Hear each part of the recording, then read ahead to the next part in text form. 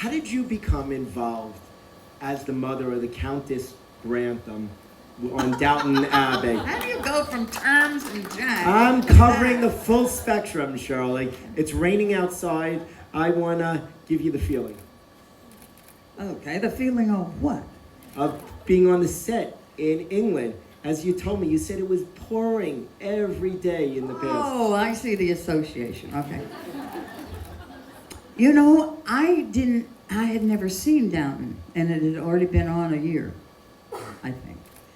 And I went to my hairdresser, and all the ladies in the hairdresser were talking about this character of Maggie and the rest of it, and I thought, what is that? What station is that?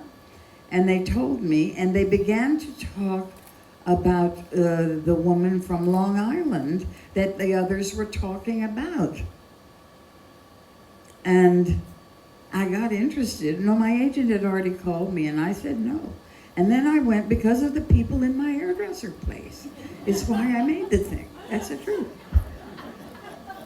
And then, after the first time I did it, the first year, they all started talking. What was her name? My character's name? It was the Countess of Grantham's mother. Does anybody? That's it. Martha Levinson. And then they had done research on her Jewish heritage and what she had been through and where she lived on Long Island. Really, I mean, when people get involved with these things, it's quite a task. They get completely besotted. And then again, I thought, well, I better go back for another year, and I will tell Julian Fellows and them what my ladies in the hairdresser want to see. And that's how it works, you know, a lot in this business. Oh, I have to tell you a story about me and Maggie. So, we were old friends. We were friends for 40 years. And she said, you know, my darling, where we first met. And I know where, Maggie. Well, it was at the Oscars. And we were both up.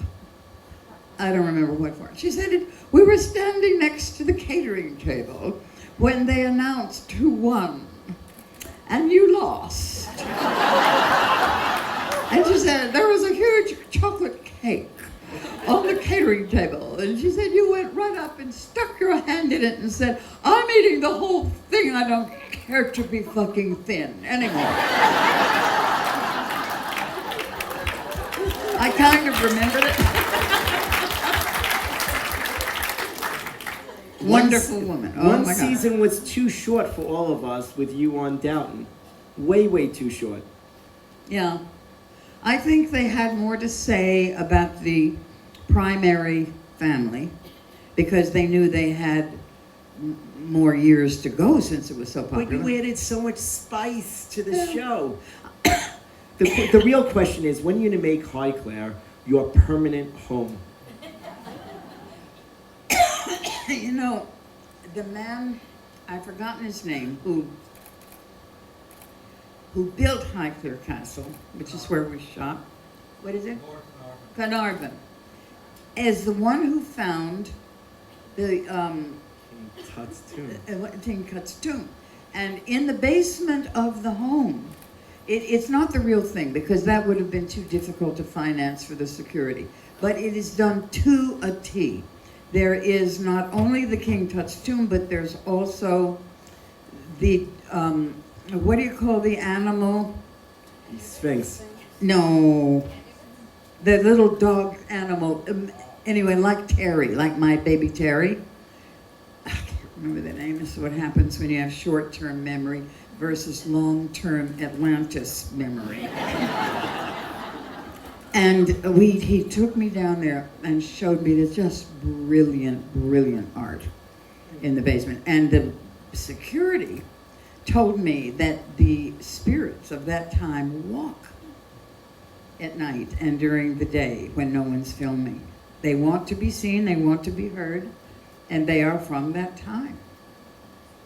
It's a wonderful feeling to go and envelop yourself in that kind of past. Yeah. It makes the Getty Villa in L.A. look like a pauper's house. I've never been in it, and I pass How it do every you day. pass? It's right by you. It's on PCH. That's It's right. not right by me, but I go by it. Have you been in it? The Getty? It's very nice. Yeah.